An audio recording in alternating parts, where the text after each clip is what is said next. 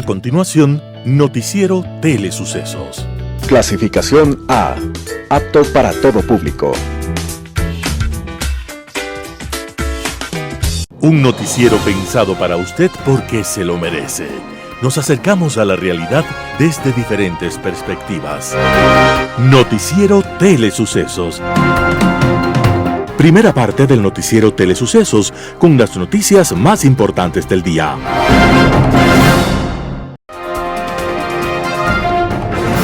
Un día como hoy. Corría el año de 1891 y el mundo conoció unas palabras que, si fueran comprendidas, podrían significar un alivio a la situación de muchos. Eran las palabras del Papa León XIII cuando pronunció la encíclica Rerum Novarum, declaración que buscaba aliviar los desequilibrios sociales. El Papa León XIII opinó sobre esa división anticristiana de la sociedad, donde los pobres poco tienen para enfrentar la vida y los que mucho poseen lo tienen todo y más de lo que necesitan, incluyendo el poder y los medios de producción. Esa encíclica era, de alguna forma, la resurrección de la palabra y del mensaje de Cristo, de compromiso con los pobres y los marginados de la tierra. Esa encíclica era una voz de solidaridad con los que padecen, con los que sufren cada día el desequilibrio sociopolítico del planeta y de una economía que solo consulta las cifras y no a los seres humanos. La Rerum Novarum fue la primera defensa de los trabajadores por parte de la Iglesia en los tiempos modernos. Aquel documento, ya hoy olvidado, lo dio a conocer el Papa León XIII un día como hoy, 15 de mayo de 1891. Las principales noticias del día. Titulares. Detienen en Guayaquil a Javier Vera Grunauer, exministro de Energía y Recursos Naturales. Así se desarrollará el juicio político al presidente Lasso. Víctor Hugo Villacrés asumirá gerencia del Metro de Quito. En el segmento de opinión, indicadores macroeconómicos. En política internacional, 2 elecciones. Los editoriales serán de Martín Pallares, constitucionalistas mañosos. Alberto Dajic, eclipse total. Noticias del día. Detienen en Guayaquil a Javier Vera Grunauer, exministro de Energía y Recursos Naturales. A 7 meses de haberse iniciado una investigación previa por el delito de cohecho contra el exministro de Energía y Recursos Naturales Javier Vera Grunauer, la Fiscalía anunció la mañana de este lunes 15 de mayo que se ejecutó una orden de detención contra Vera Grunauer para garantizar que comparezca a la audiencia de formulación de cargos. No se han dado mayores detalles de cómo y dónde fue detenido el exministro de Energía del gobierno de Guillermo Lasso, ni tampoco a qué hora se daría la diligencia en la Corte Nacional de Justicia dentro de la causa por cohecho por la que se asegura se procedió a la detención y en la que Vera Grunauer sería uno de los sospechosos. El caso estaría en manos de la Corte Nacional y la Fiscalía General debido al fuero que cobija como exministro al exfuncionario público. El exministro, quien es un ingeniero civil de profesión, se mantuvo en el cargo 7 meses entre el 28 de abril y el 28 de noviembre del 2022, que renunció al puesto en el Ministerio de Energía y Recursos Naturales.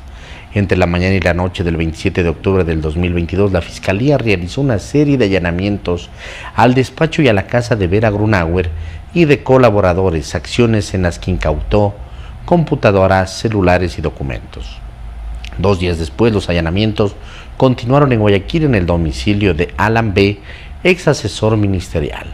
Según la Fiscalía, el delito de cohecho que se investiga de forma previa supuestamente involucra al Ministerio de Energía, en el cual estaba en ese momento liderado por Vera Grunauer. Él renunció al cargo el 28 de octubre, asegurando que lo hacía para defenderse de lo que calificó como calumnias en su contra. En su lugar, el presidente Lasso colocó a Fernando Santos Albite. Así se desarrollará el juicio político al presidente Lasso. A las 10 de la mañana de este martes 16 de mayo está previsto que se inicie el juicio político contra el presidente de la República, Guillermo Lasso, en la Asamblea Nacional por el presunto delito de peculado con miras a su censura y destitución. Desde que comenzó el proceso, tanto el mandatario como el secretario jurídico de la presidencia, Juan Pablo Ortiz, y hasta el ministro de Gobierno, Henry Cucalón, han reiterado que Lasso sí asistirá a cumplir con su alegato de defensa ante los 137 asambleístas. Según los artículos 93 y 94 de la Ley Orgánica de la Función Legislativa, en la Asamblea el proceso será el siguiente. Número 1. En la fecha y hora señaladas, los asambleístas Viviana Veloz de UNES y Esteban Torres del Partido Social Cristiano llevarán adelante la interpelación por el lapso de 2 horas. El presidente Lasso, en el lapso máximo de 3 horas, presentará sus alegatos de defensa ante el Pleno de la Asamblea Nacional. Número 3. Luego de cada parte podrá replicar por un tiempo máximo de 1 hora. Seguidamente, el presidente Lasso debe retirarse del Pleno y el titular del Legislativo, Virgilio Saquicela, declarará abierto el debate, en el cual podrán intervenir todos los 137 asambleístas y exponer sus puntos, cada uno por un máximo de 10 minutos y sin derecho a réplica. La votación del juicio no será ese mismo día. Está previsto que luego de 72 horas se convoque a otra sesión del Pleno para resolver sin debate la moción de censura y destitución del mandatario, para la cual se requieren 92 votos favorables, es decir, al menos las 2/3 partes de los miembros de la Asamblea Nacional. 3 escenarios ante el juicio. Primero, decretar la muerte cruzada para disolver la Asamblea Nacional y convocar a elecciones generales adelantadas, invocando el artículo 148 de la Constitución, que sigue siendo una opción para el mandatario. Debe regirse por una de las 3 causales que se establecen, y mientras se espera ir a las urnas, Lasso gobernará vía decreto. El segundo escenario es si hasta el día de la votación Lasso no invoca la muerte cruzada y se concreta su destitución en el juicio, el vicepresidente Alfredo Borrero deberá asumir la presidencia de la República en apego al orden constitucional. Él asumiría el cargo por lo que resta del mandato. En un tercer escenario, si no se reúnen los votos de la llamada mayoría calificada, es decir, 92 asambleístas, el presidente no sería destituido y el proceso en su contra se archiva. Hasta ahora se estima que habría 88 votos, los mismos con los que el legislativo aprobó la resolución para enjuiciarlo, y que los otros 49 votos aún deben definirse para el día de la votación final. Víctor Hugo Villacrés asumirá la gerencia del Metro de Quito. Una vez posesionado como alcalde de Quito, Pavel Muñoz celebrará la primera sesión de consejo el miércoles 17 de mayo.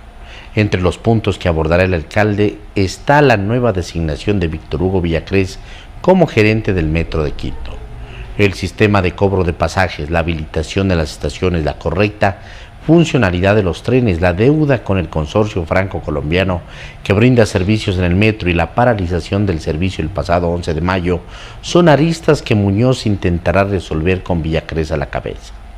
Villacrés asumiría el cargo desde este lunes 15 de mayo debido a una reunión urgente con la empresa constructora, la operadora y la entidad Metro Medellín Transdev para definir fechas de pago y saber si el transporte puede volver a la actividad. El principal del Metro de Quito fue presidente del directorio del Instituto Ecuatoriano de Seguridad Social en el 2014 durante el gobierno de Rafael Correa y estuvo enrolado en la dirección del mercado mayorista en el 2009, en el Banco del Estado mientras cursaba el 2013 y hasta el 28 de marzo del 2014 fue parte también del Banco Central del Ecuador.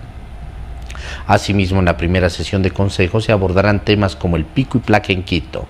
La aplicación estará en estudio 2 meses para analizar si cambian la estructura de la medida durante todo el día o se mantiene el mismo proceso.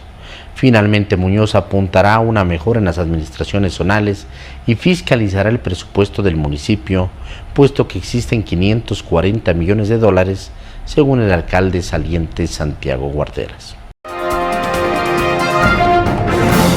Entrevista del día. En Radio Sucesos, la mañana de este lunes, Patricia Estupiñán, periodista y politóloga, estuvo para hablar acerca de la situación política que se vive en el país. Veamos lo que dijo.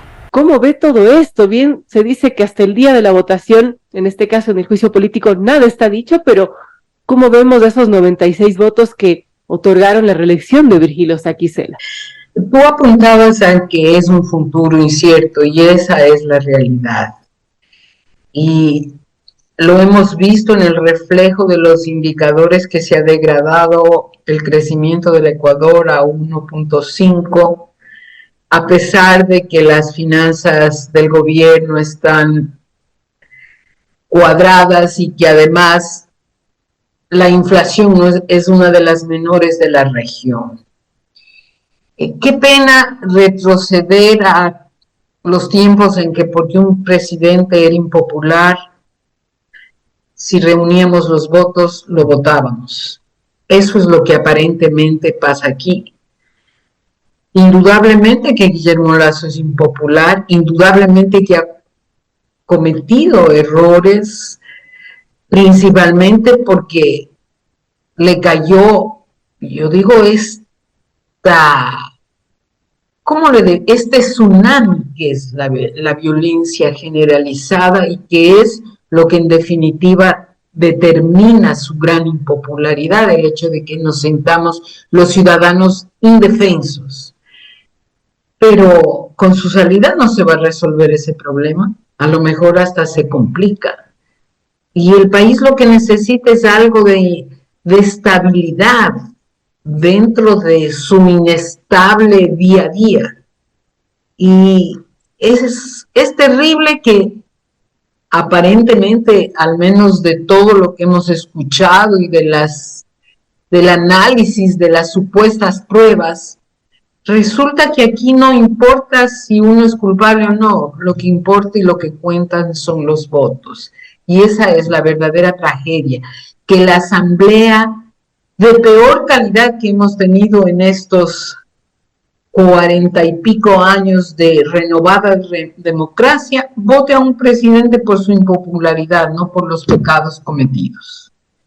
Eso es grave. ¿Cuáles son los escenarios? Bueno, unos muy optimistas dicen que como hay 96 votos, que esos votos fueron para elegir las autoridades y eso no necesariamente significa que hay los votos y que el gobierno puede conseguir los 40 que se abstengan y que con eso el gobierno estaría salvado hasta la nueva crisis, porque se la han hecho varias. Así es. Ese es un escenario. El otro escenario que también es dramático para el país es que si vamos a una muerte cruzada.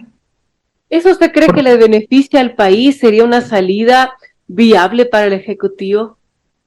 Bueno, yo creería que no es tan viable porque de todos modos tiene que ajustarse a ciertos organismos que están fuera de apoyo, como hemos visto la Corte Constitucional, que le ha puesto algunas trabas, incluyendo la del juicio, que no se molestó ni siquiera en revisar si existía el contrato de Amazonas Tanker para determinar si había o no peculado. Entonces, no lo sé. El presidente Lasso es un hombre que no toma decisiones muy rápido y 6 meses solo va a beneficiar a los que ganaron las elecciones seccionales y tendremos más de lo mismo. Así es. En la posesión de Pavel Muñoz, que sin lugar a dudas es una de las personas más equilibradas del movimiento Revolución Ciudadana. De todos modos ya vemos cosas como va a reponer el monumento de Kirchner. Kirchner ha sido considerado uno de los presidentes más corruptos que ha tenido la región. Hay juicios de que le llevaban en maletas los dólares, pero ese es nuestro modelo de prohombre, llamémosle así. Entonces, no sé si eso es por hacer un guiño a la Argentina, porque le pidieron porque él estuvo allá con Rafael Correa, yo no sé.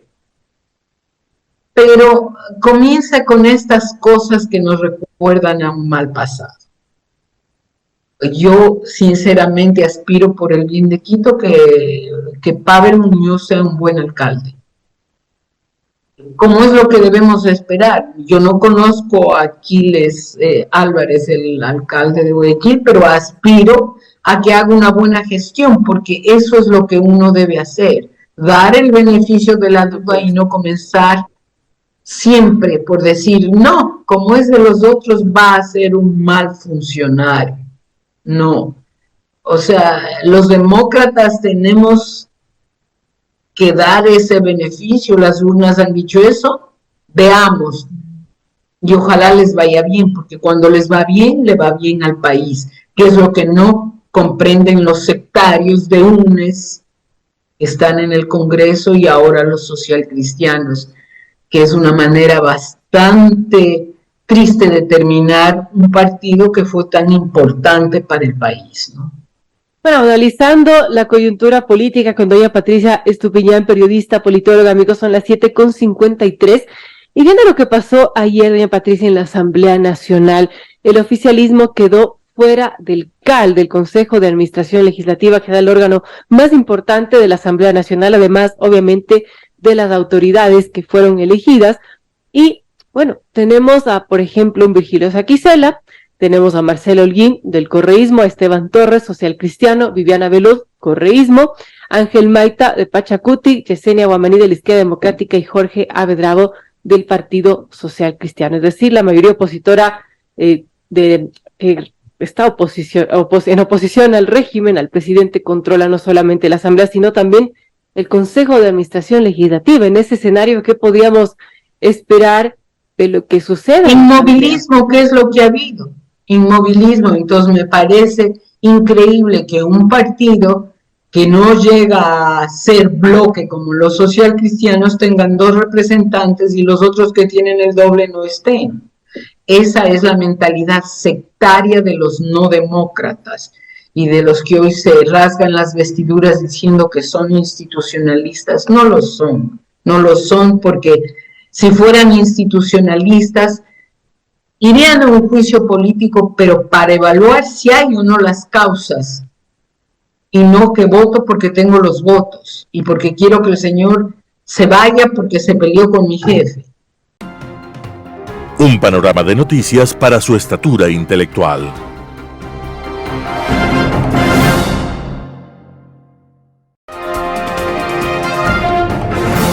Opinión. Estimados amigos y amigas, gracias por estar con nosotros en este programa de Telesucesos. Permítame comentar de que en estos días ha habido pues una serie de reuniones internacionales. Una de ellas fue organizada por la Asociación de Bancos Privados del Ecuador a nivel internacional para tratar temas financieros, temas económicos y de banca, ¿sí? Y ahí se invitaron algunos personajes internacionales, especialmente con mucho prestigio en América Latina, como el exministro de Finanzas de Chile, el señor Larrín. Y el tema, cuando se preguntó y se pregunta tanto a los economistas ecuatorianos como a ciertos politólogos y a nivel internacional, como el personaje que he mencionado, se dice, bueno, ¿cómo está la economía ecuatoriana hoy por hoy? Y claro, hay ciertos indicadores macroeconómicos que son positivos. Y voy a indicar algunos de esos indicadores, no todos, que son positivos y que son buenas referencias a nivel internacional y de América Latina. Uno es el caso del crecimiento de la economía ecuatoriana. Hay algunos países en el mundo y en América Latina que no están creciendo todavía por encima de la población ecuatoriana. Ecuador está creciendo a un poco menos del 3% anual. Un punto diferente si es suficiente o no es suficiente, pero está creciendo más que el crecimiento de la poblacional. Esto es positivo, por supuesto que es positivo, ¿sí? Por muchísimas razones. Pero hay un segundo indicador, y ya creo que eso lo tratamos la semana pasada en comercio exterior, que tiene que ver con el superávit, no solamente en comercio exterior, sino en balanza de pago, o en lo que le llaman pues el superávit en cuenta corriente, la balanza de pago. Que esto es positivo, por supuesto que es positivo para la economía ecuatoriana, porque eso refleja alguna serie de cosas positivas a nivel internacional con respecto al Ecuador. Ese es un segundo indicador. El tercero tiene que ver con la inflación ecuatoriana. En el mundo se viven procesos inflacionarios altos. Y los bancos centrales del mundo vienen luchando contra la inflación, como la Reserva Federal de los Estados Unidos, como el Banco Central Europeo, incrementando la tasa básica de interés como una forma de afectar toda la estructura de tasas de interés en Estados Unidos y en Europa, a los fines de restringir la demanda agregada o la presión sobre la estructura de precios y de esa manera ir reduciendo la inflación. Pero la lucha de los bancos centrales sigue siendo pues enorme. En América Latina pues tenemos, digamos, casos realmente deplorables en cuanto a inflación. Vea usted la Argentina, más del 100% de inflación anual, igual que otros países. Colombia, Perú tienen inflaciones mayores que Ecuador. ¿Cuánto es la inflación ecuatoriana de acuerdo al instituto correspondiente? Un poquito menos del 3% anual. ¿Sí? Esto también a nivel internacional, y también tenemos que decir a nivel nacional, es un indicador bastante importante, ¿sí? Y positivo, por supuesto, positivo. Pero aparte de eso, tenemos las reservas internacionales de liquidez, que alguna vez hace poco tiempo atrás el gobierno decía, pues tenemos, casi 10.000 millones de reservas, es extraordinario. Sí, fue extraordinario. Pero hoy más o menos el nivel de esa reserva está entre 8.000 a 8.500. ¿Eso es positivo? Definitivamente sí, eso es positivo. ¿Y por qué es positivo? Hay varias razones, pero una de ellas es que no se olviden que el sistema de dolarización exige una serie de cosas.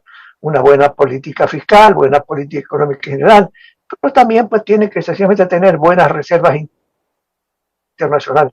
Y este es un nivel muy adecuado de reservas internacionales, porque ese nivel sencillamente es muy superior a todo lo que le llaman la reserva bancaria, que es un pasivo del Banco Central del Ecuador. De tal manera que usted tiene también, queridos amigos, otro indicador muy positivo. Todo esto, amigos, va acompañado de un riesgo país, de un nivel de riesgo país enormemente alto en el Ecuador. Hace pocos semanas o pocos días estuvo cerca de 1.000 puntos. Ha bajado un poquito, pero sigue un poco más de 900 puntos. Una serie de países, hasta los países limítrofes como Perú, Colombia, por ejemplo, tiene niveles de riesgo de 200 a 400 puntos. Chile, por ejemplo, es otro tema importante. Nosotros con esos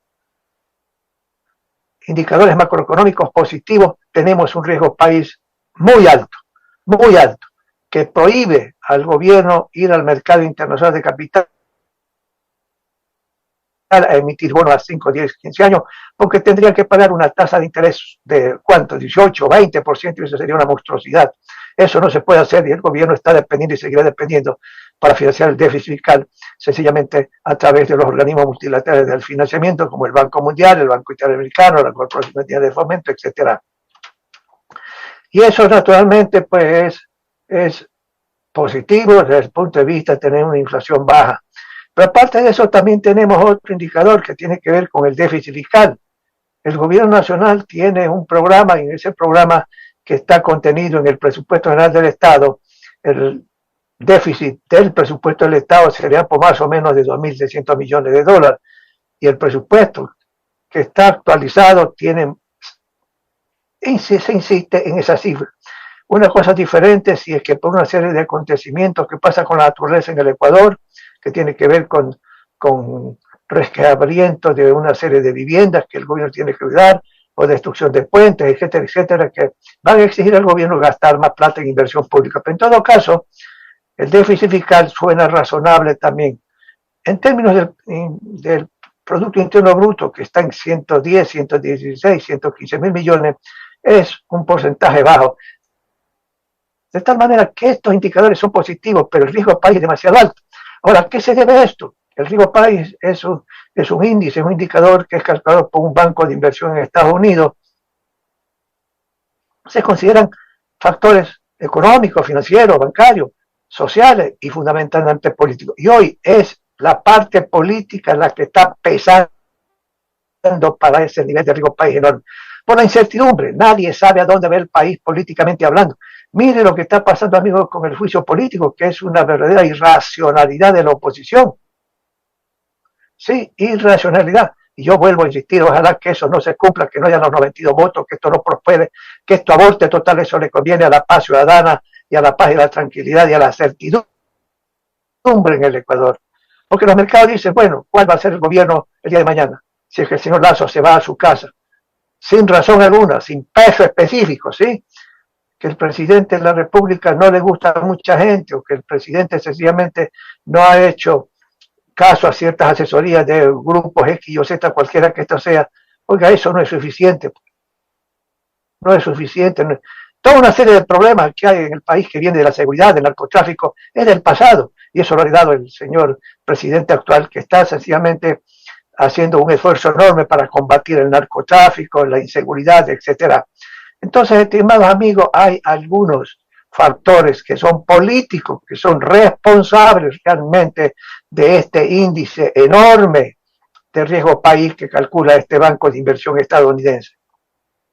Pero el resto de indicadores macroeconómicos en el corto plazo, pues son de corto plazo, sencillamente son positivos para el país, y eso lo consideran adecuado los organismos internacionales de financiamiento, pero también los mercados privados e internacionales. La inversión extranjera está baja, ¿sí?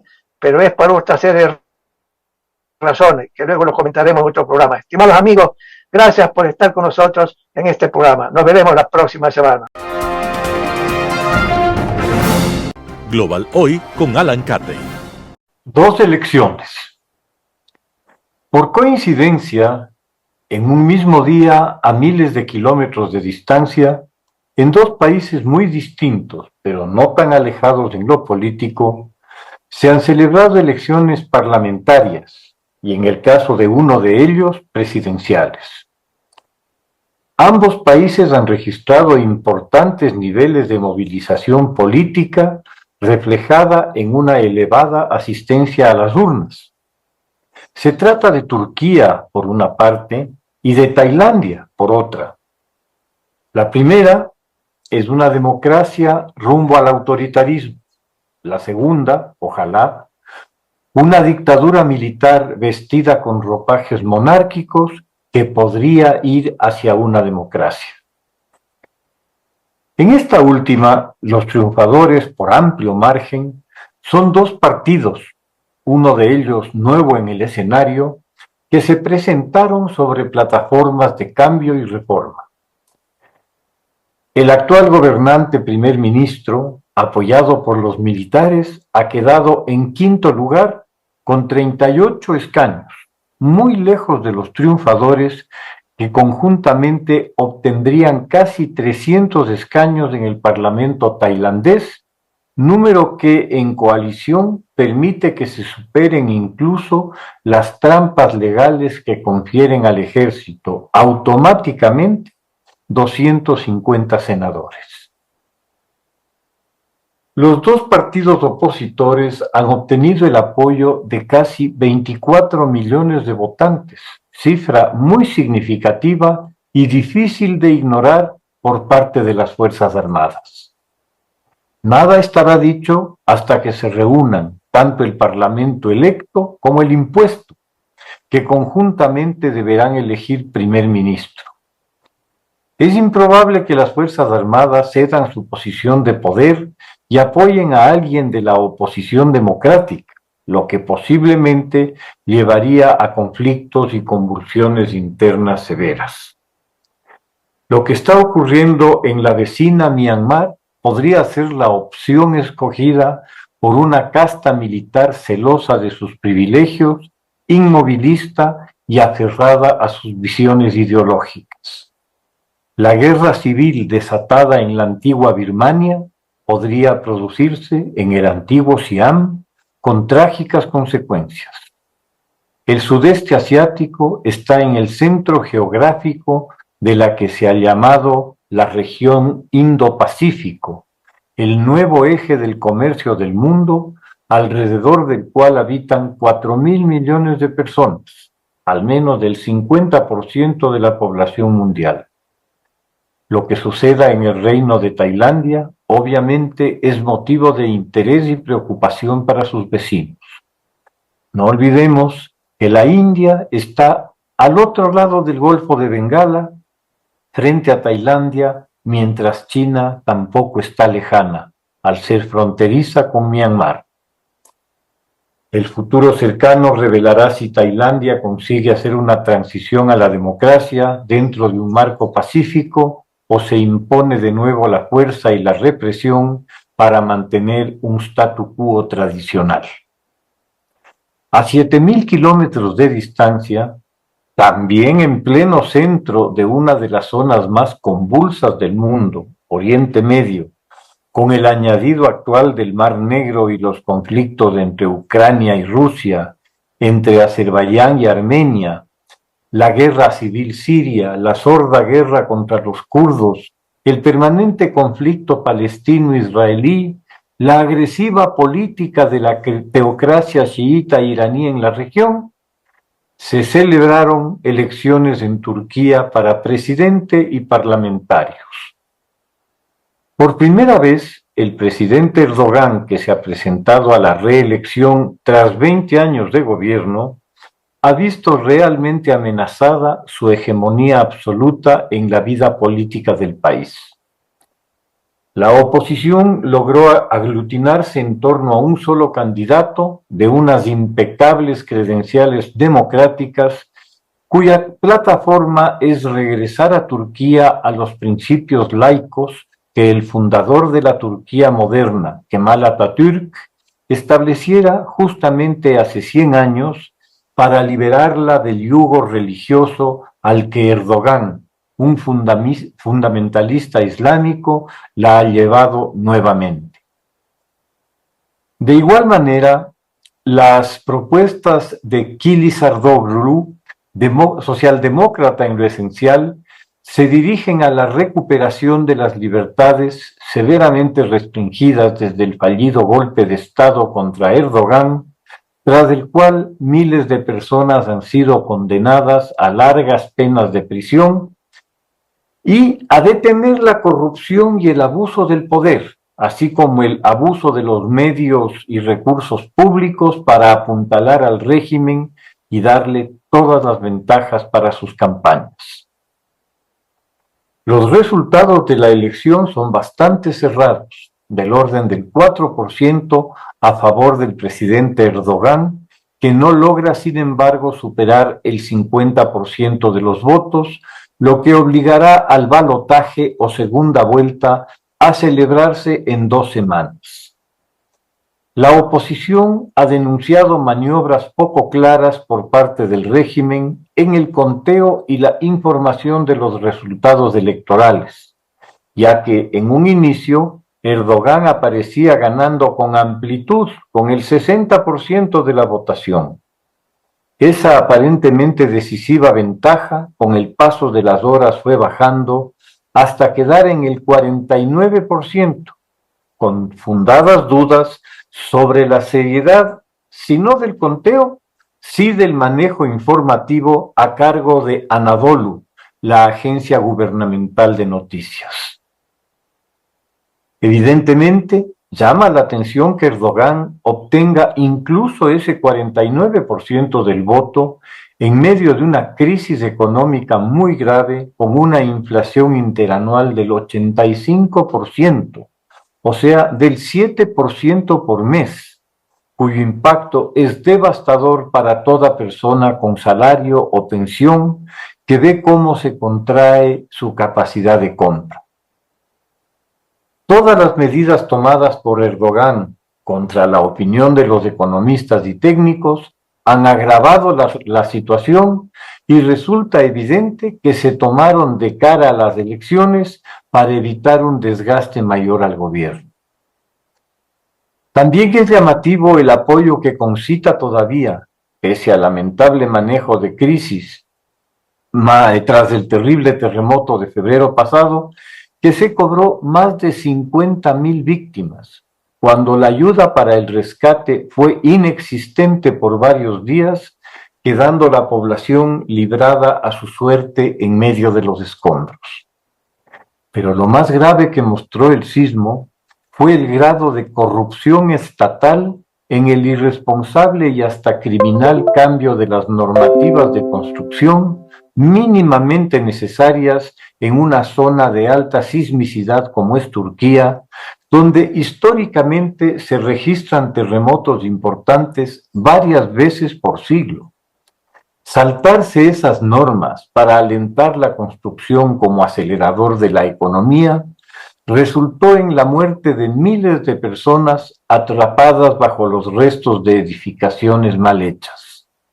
Demagógicamente, el régimen se lanzó a una caza de brujas de ingenieros y constructores que trabajaron bajo las disposiciones que el propio régimen estableció.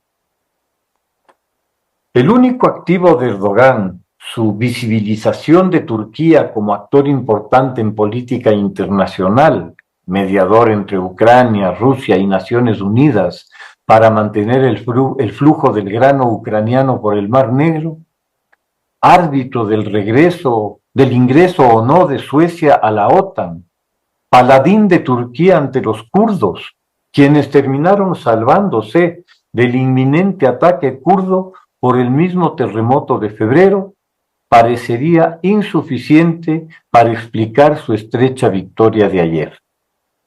Es evidente que la estructura que su partido ha construido, sobre todo en áreas rurales y ciudades provinciales pequeñas, en las que el factor religioso y tradicional juegan todavía mucho, se ha mantenido sólida a pesar de las deficiencias. Si los votos del candidato que llega en tercer lugar, Sinan Ogan, nacionalista de la extrema derecha, equivalentes al 5% de la votación, se vuelcan como es previsible a Erdogan, la elección estaría definida a su favor. En 2 semanas se sabrá. Muchas gracias. Editorial.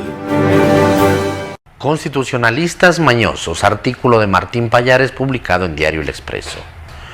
Los constitucionalistas se han convertido en lo que los salubristas fueron durante la pandemia. Difícil pensar en un colectivo de expertos tan protagónico como este en medios y en redes. Si alguien se pone a contar cuántos de estos abogados están hablando en medios durante un día, seguramente le faltarán dedos de las manos. El problema con esto es que muchos constitucionalistas tienen un conflicto de interés sobre lo que opinan. Unos hablan o callan, tratando de congraciarse con alguna corte como la constitucional, porque ahí tienen un caso pendiente.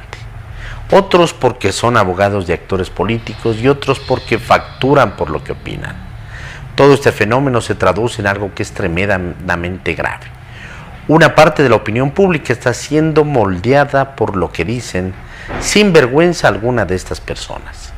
Si alguna lección debe aprender la prensa sobre lo ocurrido durante el debate sobre el juicio político, es que debería privilegiar las consultas a constitucionalistas vinculados a la academia y no a los que son litigantes en cortes o juzgados. Y que en los casos en que se haga una consulta con un experto litigante, se procure que el entrevistado transparente las relaciones profesionales que tiene si es que aquello conlleva un conflicto de interés. La ética debería motivar, además, a que estos expertos transparenten su conflicto de intereses en caso de que lo tengan. Aquí se están jugando intereses políticos muy gordos y lo que se vio con un caso es de terror. Seguir con este problema no solo significa que el debate público se distorsiona, sino que a costa de la ingenuidad del periodismo se engordan los bolsillos de algunos. Fue trágico que por este mismo fenómeno, durante la reciente consulta popular en la que se abrió la posibilidad de quitarle atribuciones al mayor cáncer del sistema constitucional ecuatoriano, el Consejo de Participación Ciudadana y Control Social, no haya habido prácticamente ni un solo representante de este colectivo de expertos que haya salido a jugarse por un tema que ellos saben que es uno de los cimientos del apocalipsis institucional. Unos no lo hicieron por asegurarse la simpatía de sus clientes y otros porque les resultaba cool aparecer como opositores. Y en parte por eso el esperpento aquel seguirá ahí por mucho tiempo más. Artículo de Martín Pallares publicado en Diario El Expreso. Eclipse total. Alberto Daquic, El Universo. Los eclipses son uno de los fenómenos naturales más maravillosos que existen, sean estos de luna o sean de sol.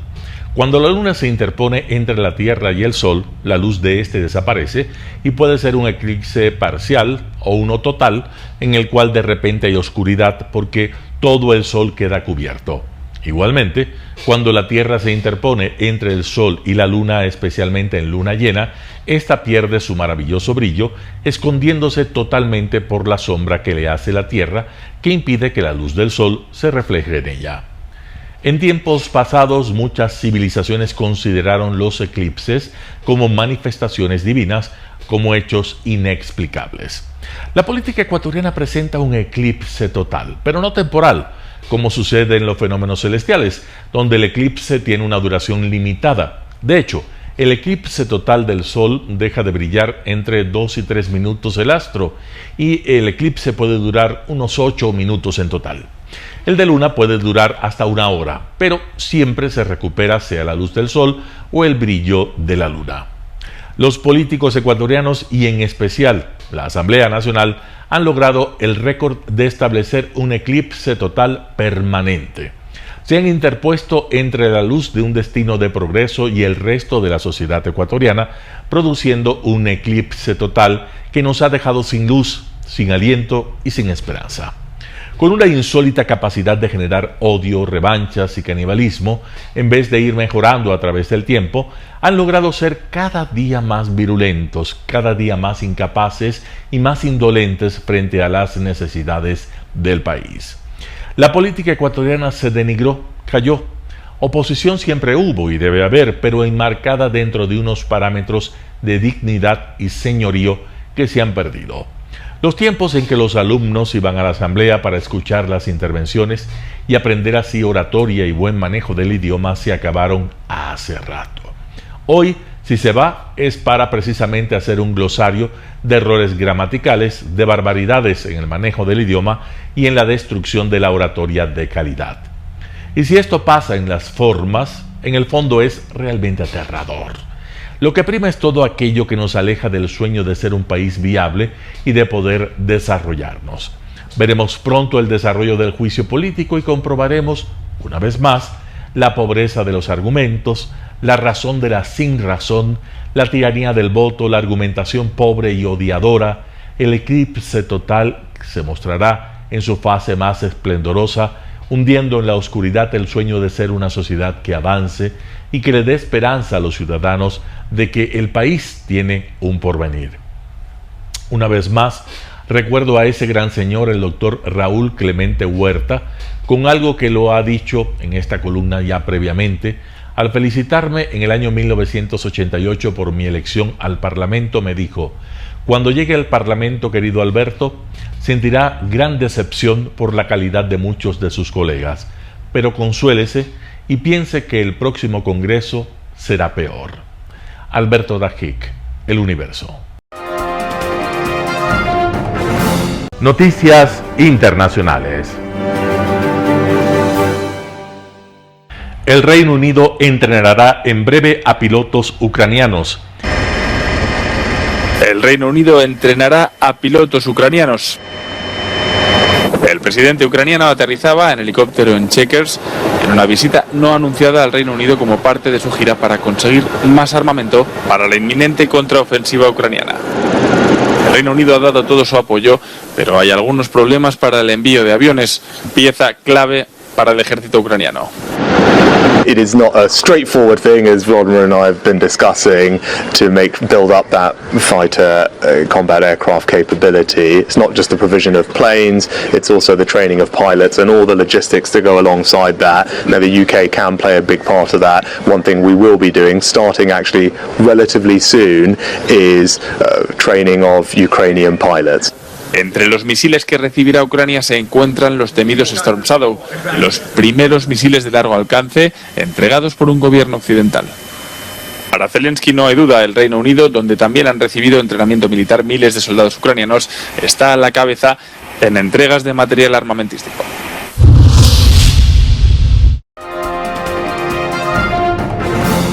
El frágil alto al fuego entre Israel y las milicias de la Franja de Gaza se mantiene.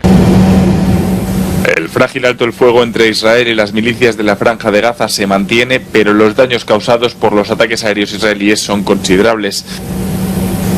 El martes, aviones israelíes mataron a 3 altos mandos de la yihad islámica en respuesta a anteriores lanzamientos de cohetes desde la franja. En esta escalada han fallecido 33 personas en Gaza, al menos 15 civiles, de los cuales 6 eran menores. Los habitantes de Gaza rebuscan en los escombros de sus hogares cualquier cosa que puedan salvar. شغل ولا ظهر ولا سكن ولا حياة مستقرة ولا أمان ولا شيء. إيش عاملين لهم إحنا ولا حاجة. ناس غلابة في حالها. بدهم يستهدفوا بيت يستهدفوا على قد البيت، ليش كل الحي يتدمر ليش؟ Israel ha reabierto sus 2 pasos fronterizos con la franja, cuyo cierre había afectado a los palestinos con permiso de trabajo o autorización para acceder a tratamientos médicos esenciales no disponibles en el empobrecido territorio. La medida también ha permitido la entrada de camiones de combustible que ahora pueden abastecer a la central eléctrica de la franja. Mientras tanto, en el sur de Israel, los habitantes de Askelon se relajan en la playa. La salva de cohetes lanzados desde Gaza la semana pasada hizo que la población se refugiara en sus casas. La mayoría de los proyectiles fueron interceptados por el sistema de defensa israelí. Ambas partes se han comprometido a respetar el alto el fuego, pero han advertido de que reanudarán los ataques si se les provoca.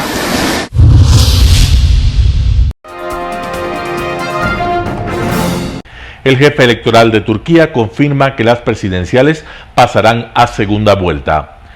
Turquía decidirá en la segunda vuelta de las elecciones presidenciales entre el presidente del país, Recep Tayyip Erdoğan, y el líder de la oposición, Kemal Kılıçdaroğlu.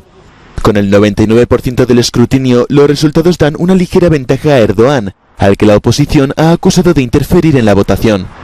87% of Turkish citizens went to the polls yesterday, and it was a nail-biting election eve after the results started pouring in. First, they showed a comfortable lead for Mr. Erdogan, but later this advantage started melting down very slowly, and at around 10 p.m. it fell below 50%.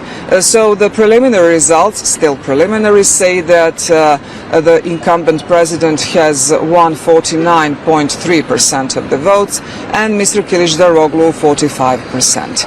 When it comes to parliament, the AK party has lost 28 seats, but overall the governing alliance will retain its majority.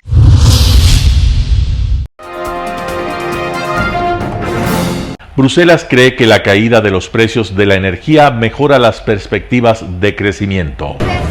La economía europea sigue dando muestras de resistencia en un contexto mundial difícil y disipa definitivamente los temores de una recesión. De hecho, Bruselas cree que la economía crecerá más de lo previsto en los próximos 2 años, principalmente por la bajada de los precios de la energía y la solidez del mercado laboral. En la zona euro se espera ahora un crecimiento del PIB del 1,1% este año y del 1,6% en 2024. Estas son las principales conclusiones de la Comisión Europea en las previsiones de primavera presentadas en Bruselas. Pero el comisario de Economía lanza una advertencia. The forecast illustrate remarkable country differences concerning public finance, but also growth and inflation. It is important to monitor this divergence to avoid that they become entrenched. En el caso de España, la Comisión prevé que sea la séptima economía que más se expanda con un 1,9% para 2023, elevando 5 décimas sus anteriores previsiones. Para 2024 estima que su PIB crezca un 2%. Pero Bruselas alerta de riesgos a la baja por el endurecimiento de las condiciones financieras, como el incremento de las hipotecas de interés variable. Pero no todo son buenas noticias. La inflación subyacente, es decir, la que excluye el precio de la energía y los alimentos, sigue siendo un problema, lo que ha hecho que la inflación se revise al alza. It is, of course, understandable that, families who feel inflation, the inflation pain every day, demand higher wages now to try and compensate for the purchasing power they're losing. That, of course, is understandable, but it is feeding into the problem and making the problem much more prolonged. La bajada de los precios de la energía está repercutiendo en la economía, reduciendo los costes de producción de las empresas. Además, los consumidores también están viendo cómo se reducen las facturas energéticas, pero el consumo privado seguirá siendo moderado, ya que el crecimiento salarial va a la zaga de la inflación, por lo que hay algo que los consumidores deberán tener ahora mismo: paciencia.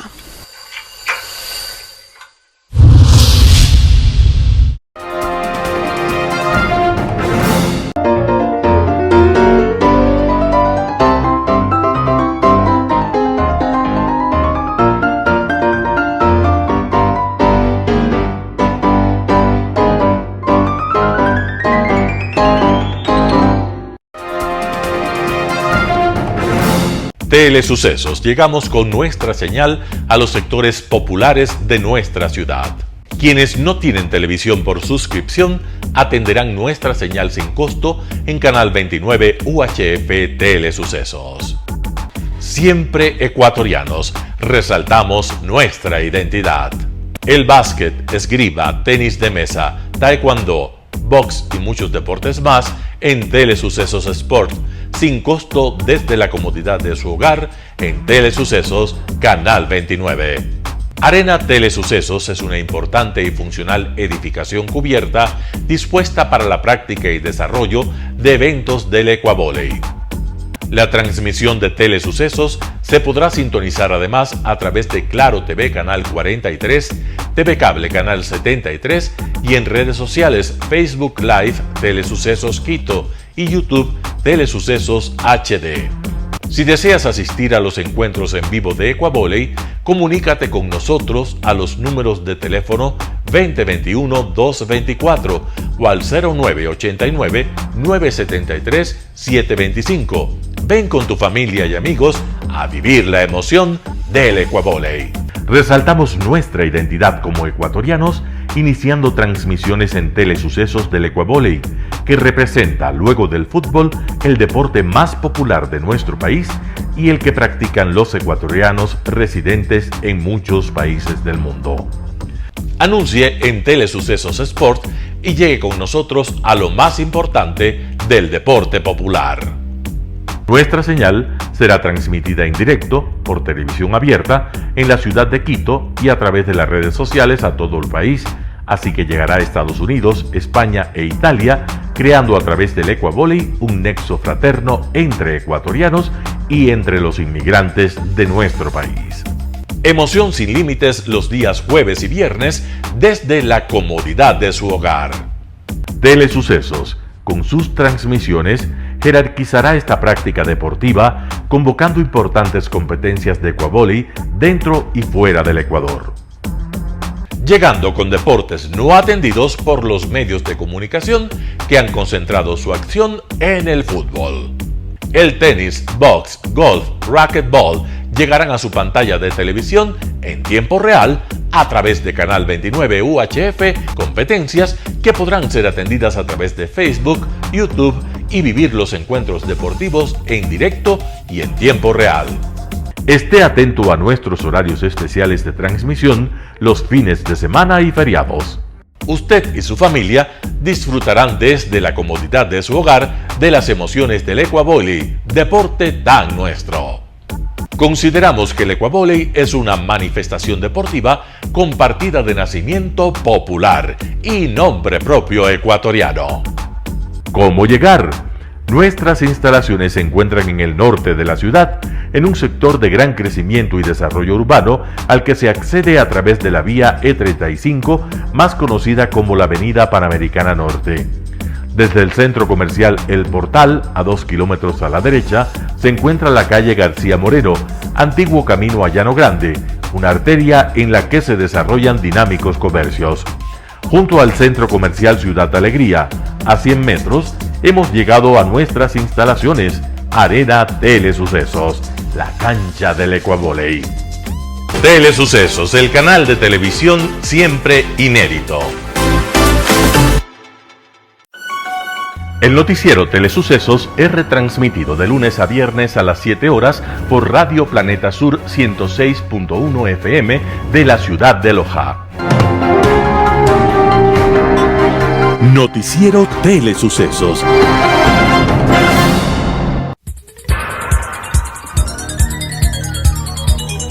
Las opiniones vertidas en este espacio por la producción y dirección del programa son de exclusiva responsabilidad de sus autores y de quienes intervienen en ellos.